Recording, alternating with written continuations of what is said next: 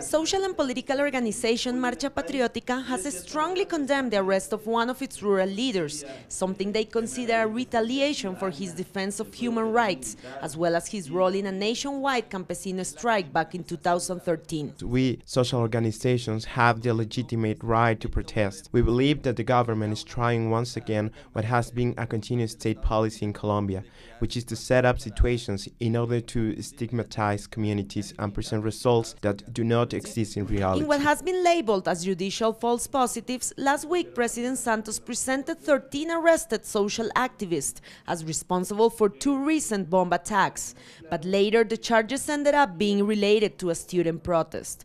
Now, as social organizations were denouncing the latest arrest, they received the news that a second leader was being arrested right in that moment.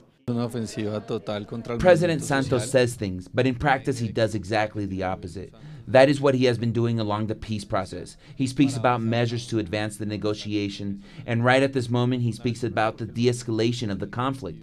But really seems to be the main goal is to weaken and subjugate not just the insurgency, but also the social movement. For Hector, a resident and leader of the war-torn Cauca state, the de-escalation of the conflict that the president has lately committed to necessarily implies that he also gives guarantees to social and rural movements. What the government is doing is counterproductive. On the one hand, opening up the possibility for a bilateral ceasefire, but on the other, silencing these country's social movements, which for years and even centuries have been demanding real equality and real social justice.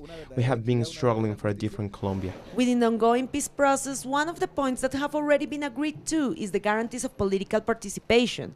Now, what social movements are demanding from the government is that it acts on its talk of peace in Havana and stop criminalizing social protest in Colombia. Natalia Margarita, Telesur, Bogotá.